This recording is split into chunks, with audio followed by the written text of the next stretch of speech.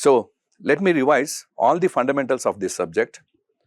You know very well, computer organization and architecture is very essential to understand a computer system. You want to design a new computer or you want to design a new microprocessor, then we have to know all these fundamentals. So, these are the basics of the operation of any computer system.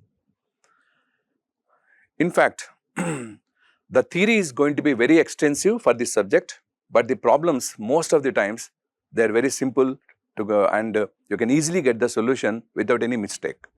So, in this class I tried to revise all the topics as well.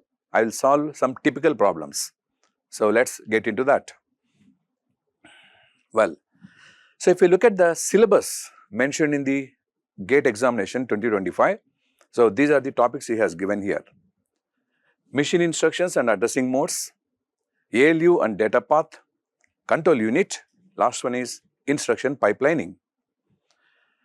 Of course, apart from this, he will also deviate to some other topics whenever he is giving and framing the question.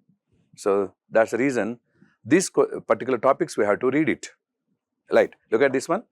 So, some knowledge about computer arithmetic we have to know, and questions will come sometimes based on memory organization. So, you have to cover that.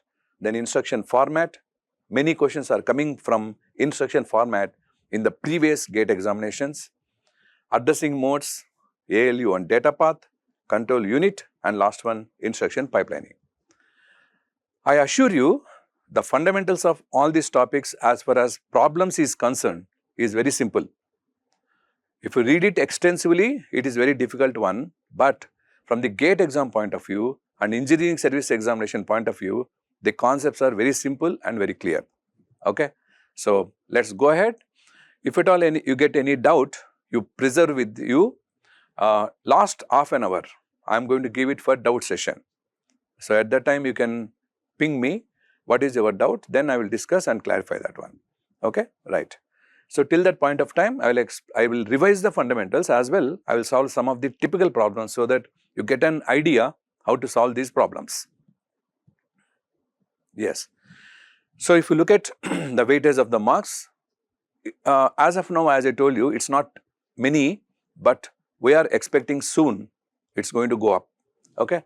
So, it is getting around 2 to 3 marks in this particular subject. Okay? 21, 22, 23 and 24. So, we are getting around 2.5 marks an average. Right.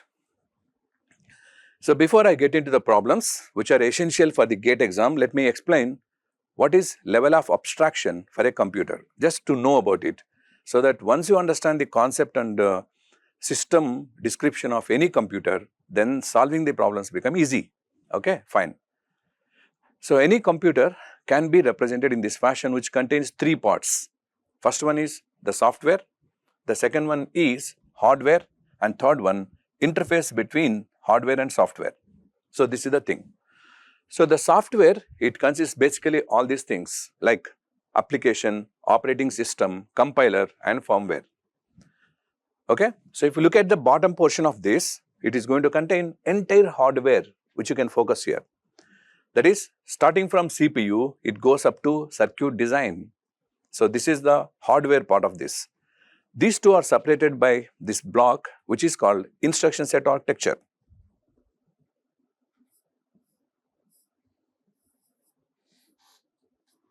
Yeah.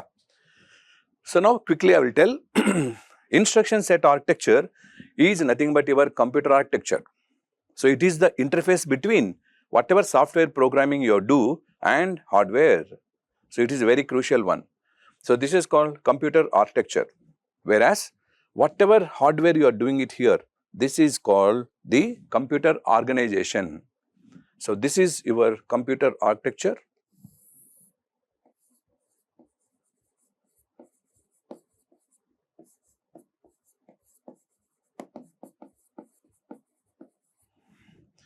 And this portion is organization.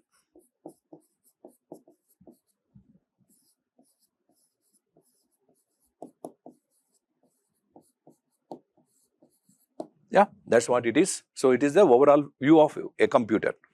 software, computer architecture and computer organization. Okay, let's go ahead.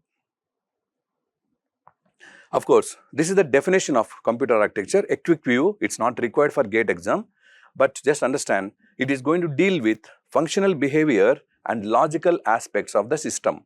Only two things. What are the functions to be executed and what are the logical aspects of that one will be dealt by computer architecture, which is pure software. Then what is this computer organization? You can see it is the hardware components and connections among them so that it will meet the architectural specification. Whatever specifications are given by architecture, that will be met by computer organization. And this is very essential to improve the performance. So if you say that your computer is performing well compared to other computers, one of the main reason for that is the betterment in computer organization, okay, which contains totally hardware, right? Fine. So a basic microcomputer is going to have a block diagram of this. It has totally 3 components called as CPU, memory and I/O devices. You can see this memory and I/O devices are connected to the CPU by the means of 3 buses: address bus, data bus, control bus. You know very well, bus is nothing but a group of bytes. Okay, so group of bytes, nothing else. Using these 3 system buses, these memory and I/O devices are connected to CPU. CPU is the heart of your computer. Okay, remember, CPU is the heart of the computer, and this heart of the computer is connected to these 2 things by using these buses. Okay, so this is a microcomputer block diagram. For GATE exam, most of the questions we have to learn about CPU as well as memory. I/O devices, it is not there in the syllabus of GATE exam. It is important for engineering services examination. Okay, for ESE exam, all these components are important. For GATE exam, only the first 2. These 2 are important. So we learn today how the problems will come based on this one. We also see what is its basic description, right? So if this diagram is further subdivided, then it's going to come like this. CPU consists of 3 parts: ALU, register array and timing and control unit. So this is nothing but the total computer. If you look at your CO syllabus for the GATE exam, it contains all these things: ALU, okay, and then control unit, and then pipelining, okay. So that is what you are going to learn it, fine, right. So for example, sometimes he will ask you the question like this: consider the following: input device, arithmetic and logic unit, control unit, auxiliary memory, main memory, active hub. Which of these form parts of the CPU? Okay, so you know that already, just now I told input device, arithmetic and logic unit and control unit. So these are going to be definitely the, sorry, not input device, arithmetic and logic unit and control unit. These are going to be compulsory essential one here. So it should be either B or D. Okay, what is 5? Main memory, and 6 is active hub. So the correct answer, you can tell, sometimes active hub is a part of that one here. So you can say that 2, 3 and 6 is the right answer for this, okay. So sometimes the question may come based on this one like this. Oh, coming to the microcomputer architecture, right. You know that the classification of the computers is done by 2 methods. One is based on instruction and data accessing, and second one based on instruction and data storing. That's it. So how do you store the program and data? How do you access the program and data? Based on that, the classification has been done, okay. So this is called Flynn's classification.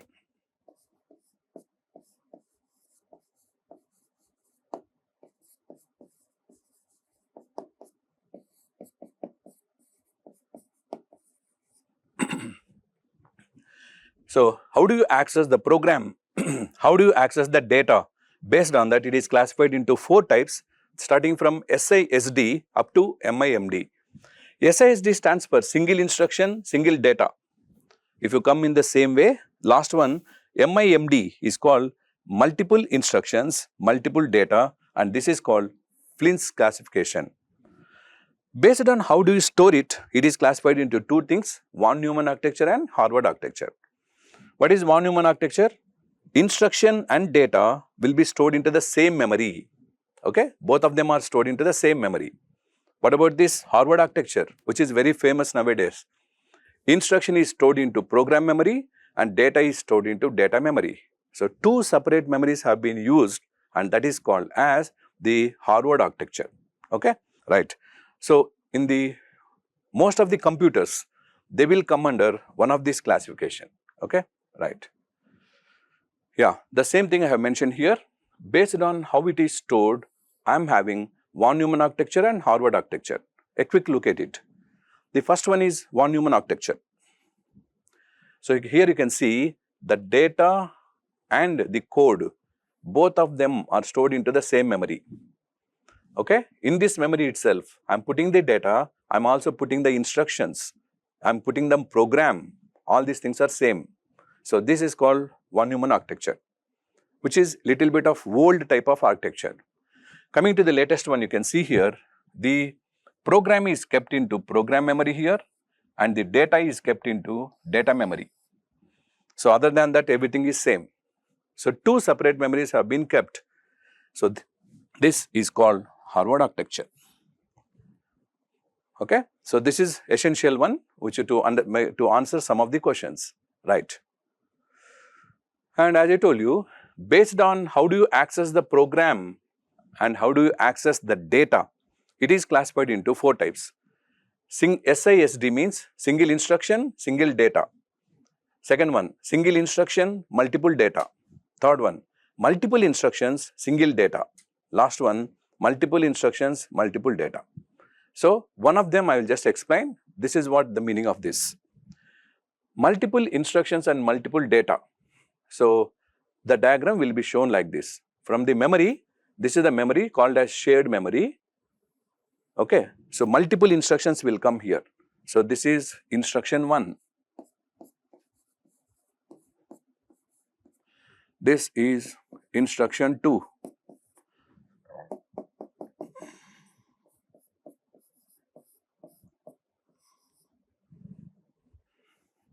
So, like this, n number of instructions will be coming from the shared memory at a time. Okay, this is the direction. And those instructions are given to control units. Okay, so it is also called your control unit. Okay, and this control unit will assign this duty of execution to the processing unit. Remember, processing unit is nothing but ALU. All these things are arithmetic logic units. That's it. Right.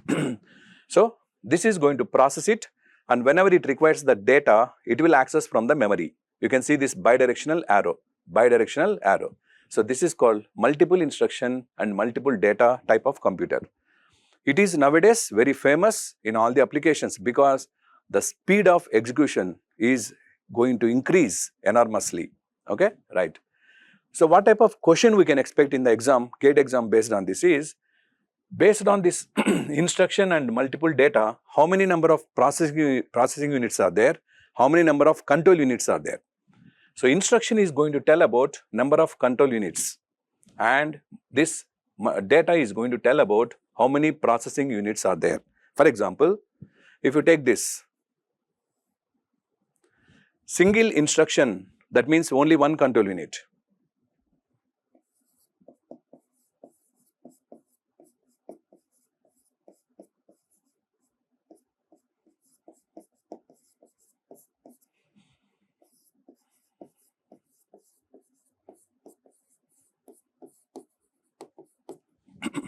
Next, multiple data.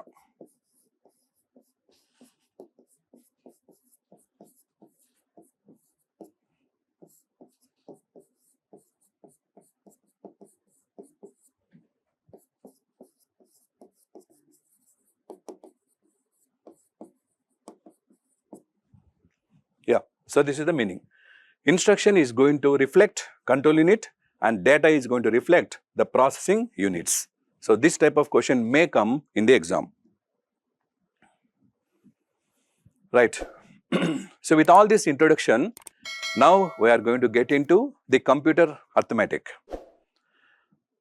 You know very well the computer is going to deal with the signed numbers, that is both positive and negative numbers. Along with that, it also going to deal with the fixed point numbers as well as floating point numbers. The disadvantage with fixed point number is its range is less. That is, the range of numbers represented is less. Also, the precision is less. So, to increase the range, to increase the precision, we use floating point representation, and it is very essential in scientific computing. Because in scientific computing, sometimes we come across very small number like charge of an electron, and sometimes we come across Avogadro's number, which is in the form of 6.023 into 10 power 23. So, to represent these very large numbers and very small numbers, fixed point representation is not useful. We have to go for floating point representation, right. See, the advantage with floating point representation is it is going to increase the range, that is the change in the size, as well the precision. Precision is also called as accuracy. So, it is a very good advantage. One of them you can achieve at a time depending on your requirement. But unfortunately, these are reciprocal. If you try to increase the range, the precision decrease. If you try to increase the precision, then the range is going to decrease. So, one of them you can achieve at a time using this floating point representation.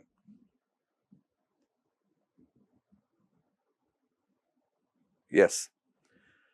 You know very well, in this floating point representation, we go for two types of normalizations. One is called explicit normalization, other one is called implicit normalization. Okay. So, what is the meaning of explicit normalization? Means that particular radix point, whichever is there, you have to adjust it to the left of the first one, starting from left, to the left of the first one encountered from first one, left side. What is the implicit normalization? The same radix point should move to right of the first one. I will show you with this example. Okay, let us go to the straightforward the problem to this. So, it is a signed float data with implicit normalization. Okay, remember that normalization is implicit. The size of this floating point number is 16 bit, and you can see here the sign bit is 1 bit, the exponent is 7 bit exponent, and then mantissa is 8 bit. So, 1 plus 7 plus 8 is equal to 16. So, then he is asking represent minus 5.75 into 2 power 10, what is the following, what is the representation for that in this floating point format. So, what should I do here? You have to write this floating point number in the form of SEM. S stands for sign of the mantissa, E stands for biased exponent, M stands for normalized mantissa. Okay, so how to answer to this? Let me tell you.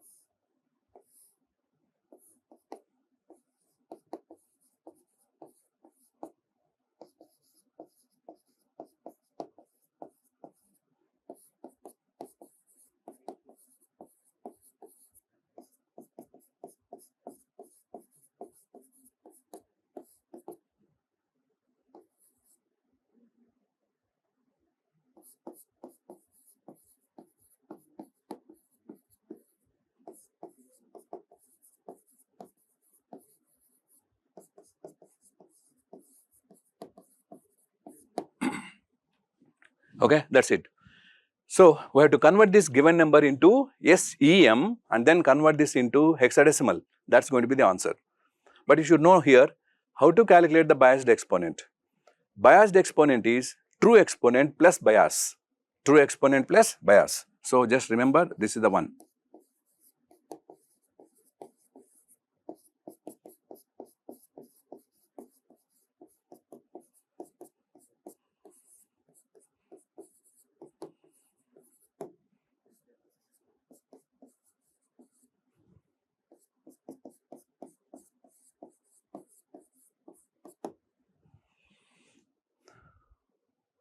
Fine, that's it. So we have to convert first of all the given exponent into the biased exponent, and then the mantissa is a sign magnitude fraction. So after normalization, we have to get this one here. So what is the procedure? I'm going to do it directly. Write this in terms of binary form, because 5.75 is in decimal. Write it in binary form, and then go for implicit normalization. Then find the mantissa and true exponent. Then convert the true exponent into biased exponent. Okay, so let's do this.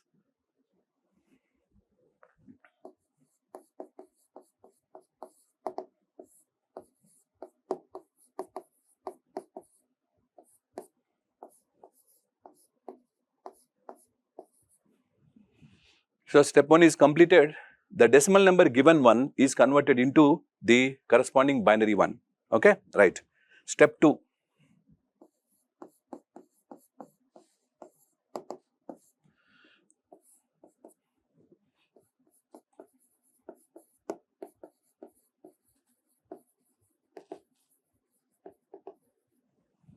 Perform implicit normalization, which is going to come like this.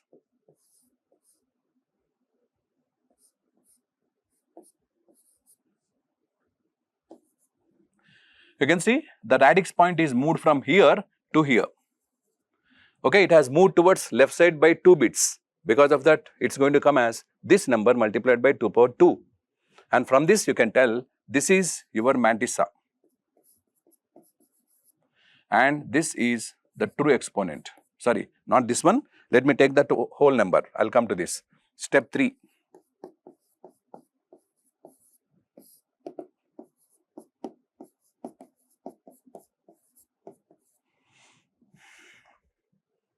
You can see this is the number given, 5.75 into 2 power 10. So I have to do it like this. So this we have to convert it. That is given by 1.0111 into 2 power 2 multiplied by 2 power 10, which is already existing. So this is going to become 1.0111 into 2 power 12. So as I told you, this is called hidden bit.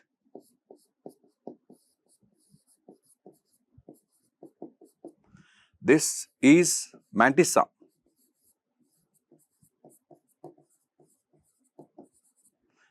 This is true exponent.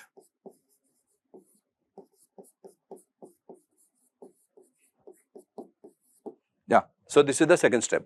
I found the mantissa as 0.111, okay, and true exponent is 12. Now convert this into biased exponent.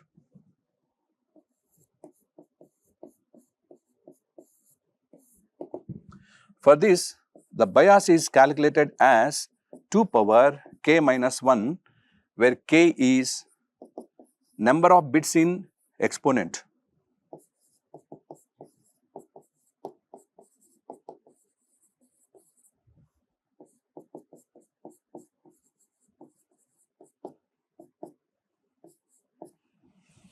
So the number of bits in biased exponent is 7 bits. Using that we can calculate the bias, which is going to come as 2 power 7 minus 1, that is 2 power 6, which is equal to 64. Remember, he has already given here the hint here. We need not calculate because he has given this is a XS64 format. That means the bias itself is 64. So 2 ways we can calculate this. So using this bias, you calculate this one here. That is equal to capital E is small e plus bias. That is 12 plus 64, that is 76. So represent this 76 in binary using 7 bits. So it comes like this.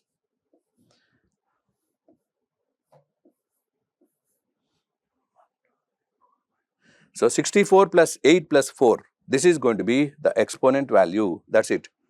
So the biased exponent is ready, the mantissa is ready. This is the mantissa and this is the biased exponent. So take them and substitute into SEM.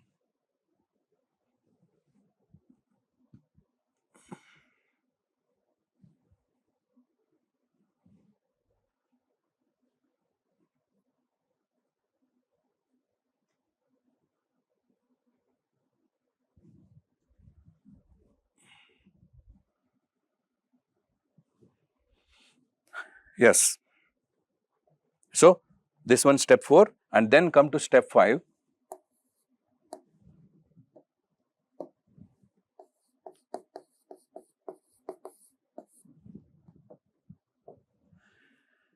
So, you have to convert this minus 5.75 decimal into 2 power 10. You have to write it in the form of S, E, M.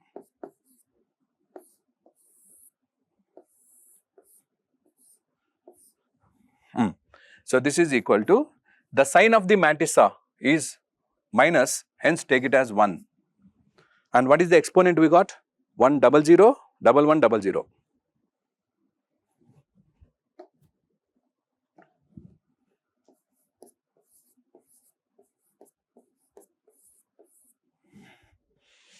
Next, the mantissa is 0111, you have to make it 8-bit 1. So, it is going to come like this.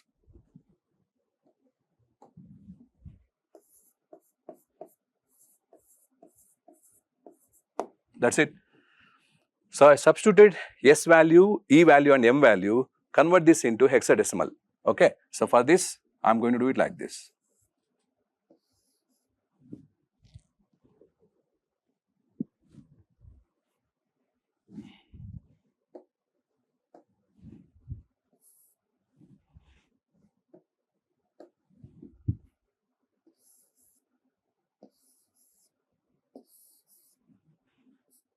So, this stands for C, this stands for C, this stands for 7, this stands for 0.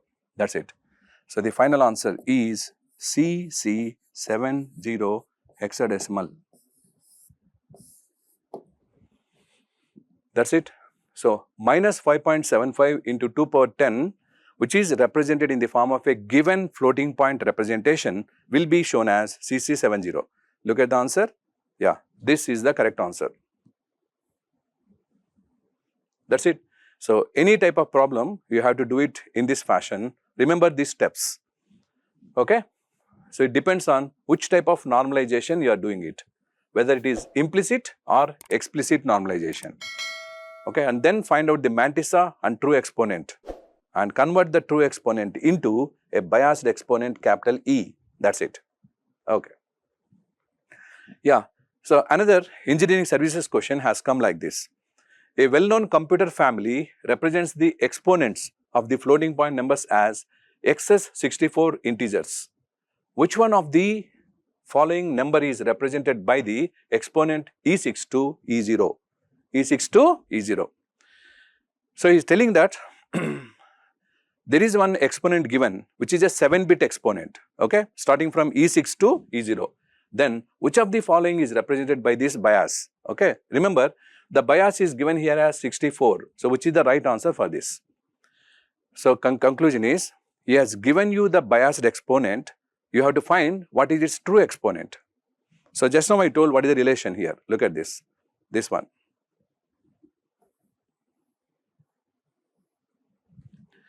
Biased exponent is equal to true exponent plus bias.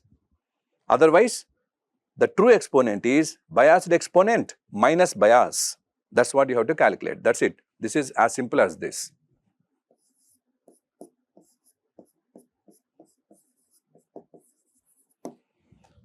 Okay. Then, what is the biased exponent given here? Okay. What is the biased exponent given here? He told that this is a something like a 7-digit number. For example, capital E is given in this fashion. Then what is its decimal value? It is going to become like this, 1 into 2 power 6, next 1 into 2 power 3, next 1 into 2 power 2 plus 1 into 2 power 1, and remaining terms will become 0. So, that is the reason you can write it in this fashion. So, it is nothing but in the form of this, okay. So, it can be written like this, sigma 2 power I into the EI, where I varies from 0 to 6. So, the given exponent value is nothing but this one, that is it, okay. So, this 7-bit biased exponent is converted into decimal, that can be written in the form of expression like this. So finally, this is going to become in this fashion. So it is equal to I equal to 0 to 6 2 power I EI minus bias equal to 64. So wherever it is there, that is the answer for this. So that is the true exponent. So pick the correct answer. This is nothing but A. So the true exponent is equal to the biased exponent, which is calculated by this formula, minus 64. So this is the correct answer here, which is computed using this principle.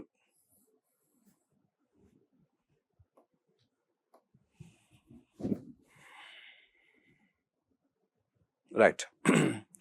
So another conceptual thing about the floating point numbers. So which of the following statements are true? I think this will give you the overall view about what is the floating point number characteristics. First, let's look at the first one. I will tell one by one. In fixed point representation, the width and position of the binary point are defined. The answer is yes. Fixed point means number of digits in the integer part and in fractional part, they are going to be fixed one.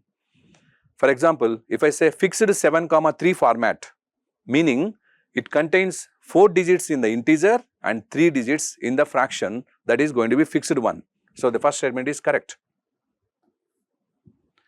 Next, floating point representation has variable precision. That's what I said. Precision is nothing but number of bits in the fraction. Number of bits in the fraction. Okay, let me go before. For example, here, yeah. So if you look at this one, if you look at this number, in this case, the precision is 4 bits. Okay.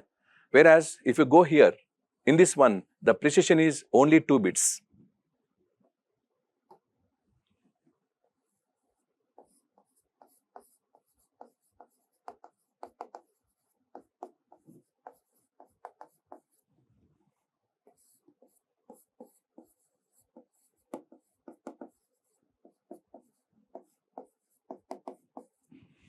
So number of bits in the fractional part is called as precision. Here it is only 2 bits, but in this case, the number of bits in the fraction, this is totally 4 because of this implicit normalization.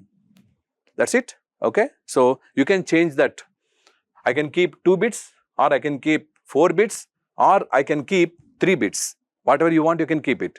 Even if you want 5 bits also, I can do that. Okay. So that's the reason.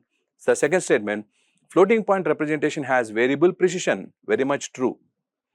Okay. Next, the floating point representation comprises of 2 parts, mantissa and exponent. I think you know very well. Any floating point number, it looks like this.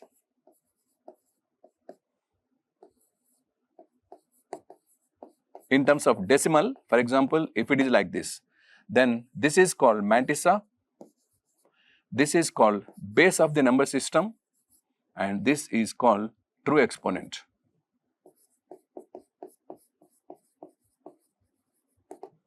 So definitely, any floating point number, it is going to have 2 parts. One is called mantissa, other one is called exponent. So what I said is right. So this is also correct one, third one. Coming to the fourth one, fixed point arithmetic is similar to integer arithmetic. Yes. Why? Because the number of bits or digits in integer part as well as fractional part is a fixed one. So its computation, it is almost same as your integer arithmetic. This is also correct.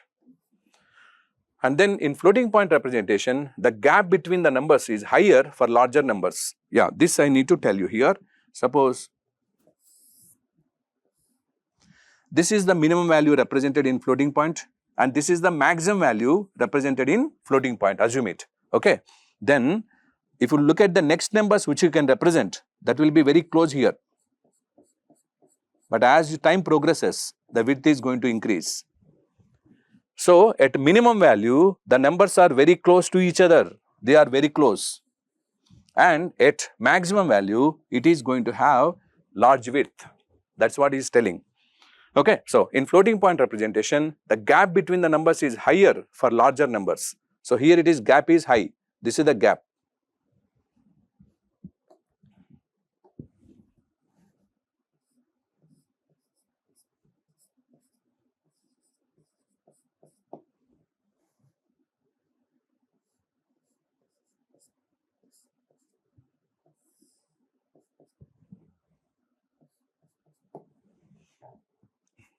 Okay. So this is what the statement is. So this is also correct statement. That means all the 5 statements given for floating point number representation is correct one. So correct answer is all of the above. Okay. So try to understand this one here. Yeah. Red to black, huh? Red to black, huh? Okay. White color.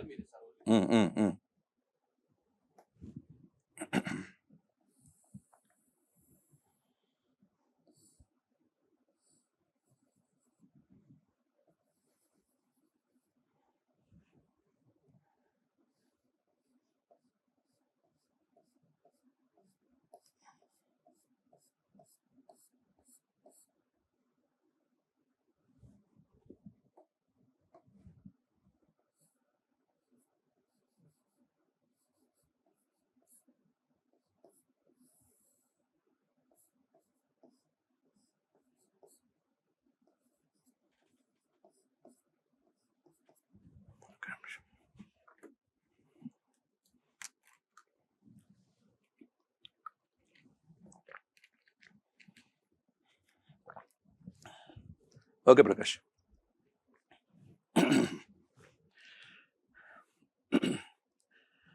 Yeah, hope I'm clear with the 5th point here. So the gap is going to be small at near to the minimum value, and the gap is going to be more at the maximum values. Because of this, the statement 5 is also correct. So all these 5 statements are correct for any floating point number, hence the correct answer is this, D. Okay, that is what you have to understand quickly. Right. Then, in order to standardize the floating point numbers, we go for IEEE format. So that is given as number IEEE 754 format, which contains single precision as well as double precision. In that single precision, this is going to be represented in this fashion: 1 plus 8 plus 4, 1 plus 8 plus 23. 1 stands for sign of the mantissa, 8 stands for biased exponent, 23 stands for mantissa. This is what I have given here. Okay, remember, for any implicitly normalized number, if you want to calculate the decimal value, we have to use this formula. Please remember, for this IEEE 754 single precision format, the bias is given by the formula this 2 power k minus 1 minus 1. So when you come to the IEEE format, calculation of bias formula is different. You have to use minus 1 here. You have to use minus 1. What is k here? Number of bits here. This is nothing but k. So that's the reason the bias comes like this: 2 power 8 minus 1 minus 1, which is nothing but 127. Okay. So for any IEEE 754 single precision format, this is the bias, 127. For normal floating point numbers, bias is 2 power k minus 1. But for IEEE format, it is 2 power k minus 1 minus 1. Okay, that's it. So using this formula, we can convert IEEE 754 single precision floating point number into a decimal number. I'll show you the solve problems. Okay, look at this. In this one, this is the minimum value we can represent. So 1.0 into 2 power minus 126. Okay, and this is the maximum value we can represent. That is 2 minus 2 power minus 23 into 2 power 127. So we know very well this capital E, this is nothing but capital E. Using 8 bits, it can have only 254 values. E equal to 0, E equal to 256, 255, it is reserved for special numbers.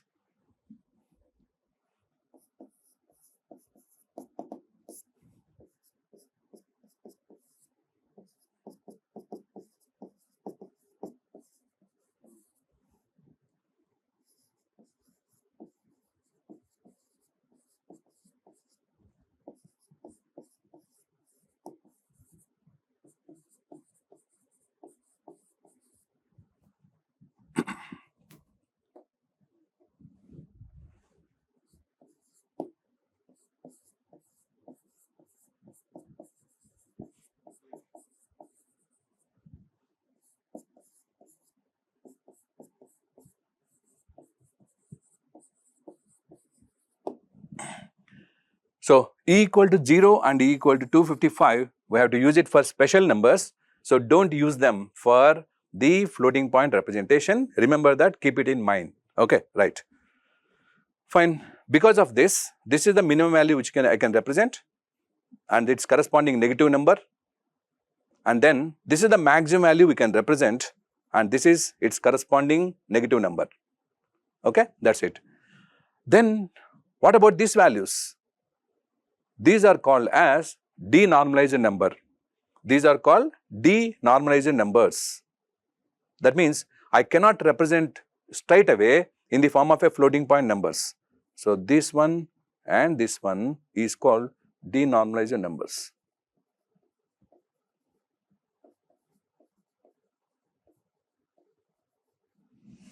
Okay, fine. Let's look at this one here. So in this fashion, a floating point number representation for IEEE 754 is going to have minimum and maximum values like this.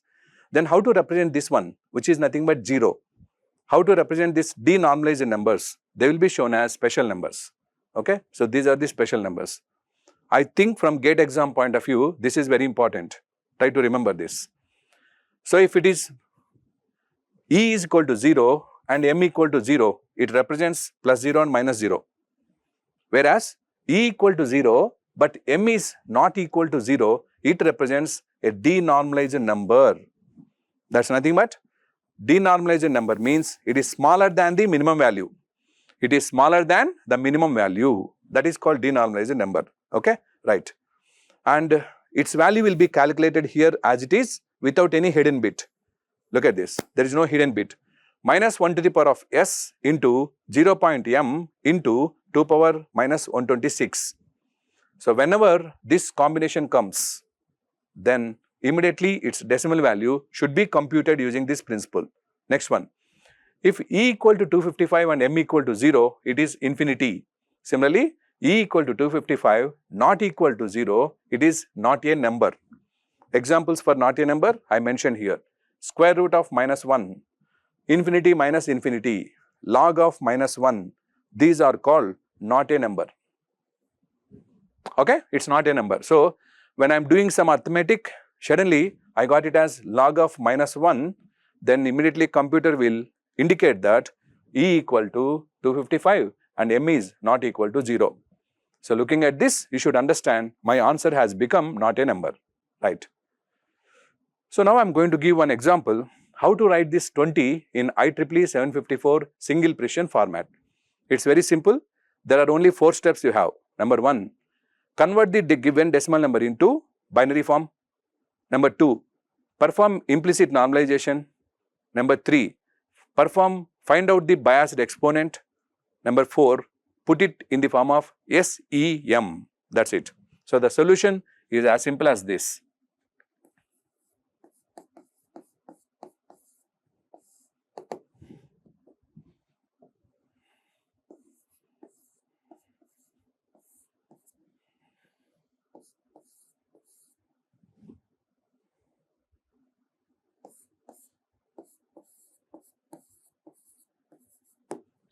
One, 2, 3, 4. 16 plus 4, it is 20. So that is called your binary equivalent of this. Now second step, go for implicit normalization.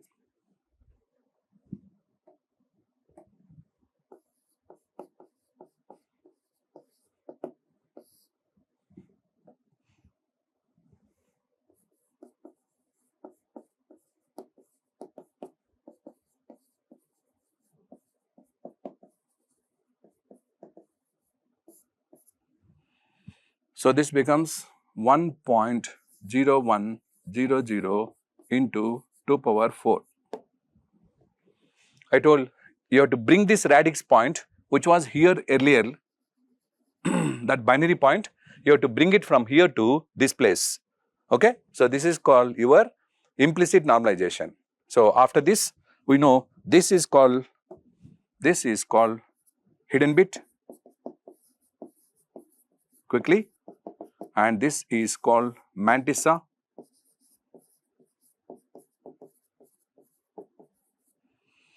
This is called true exponent.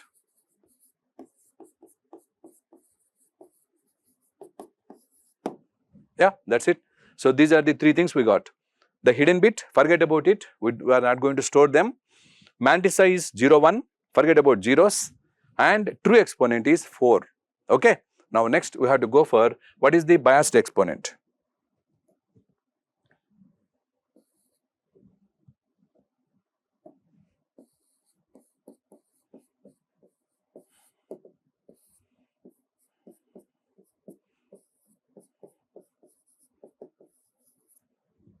Okay. And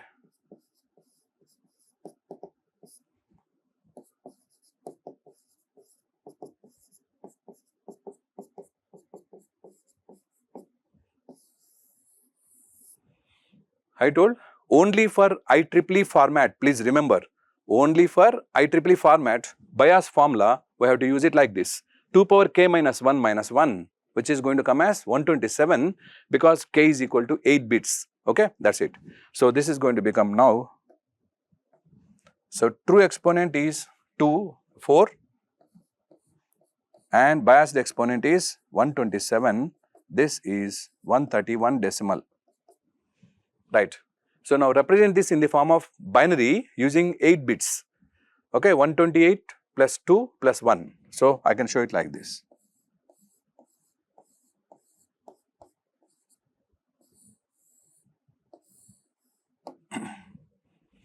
So 128, 1, 2, 3, 4, 5, 6, 7. 128 plus 2, 130 plus 1, 131. That's it. So now Mantissa is ready. The biased exponent is ready. And the sign of the Mantissa, of course, as it is a positive number, the sign of the Mantissa is 0. Okay.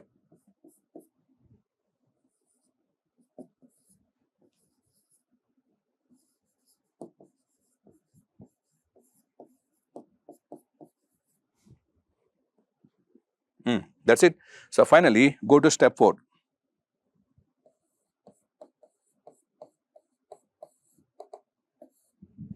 So keep this in this format.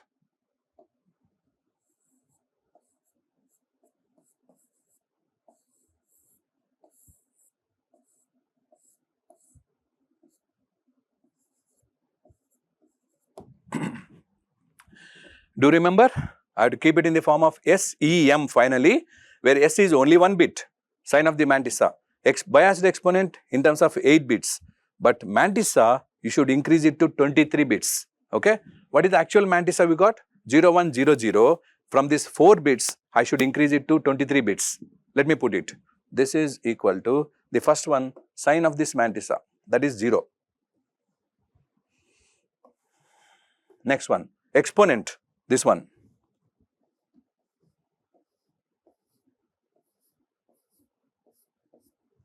Next one, the Mantissa, which is 0100. So I am going to write it like this.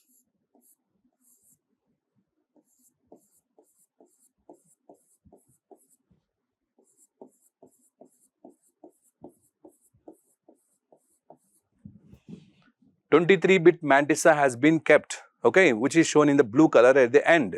So this will become totally 32-bit number.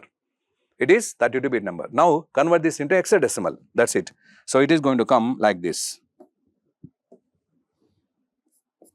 The first one is 4. Next, second one is this 1. Next, this one is A. Next, this one is 0. 0, 0, 0, 0.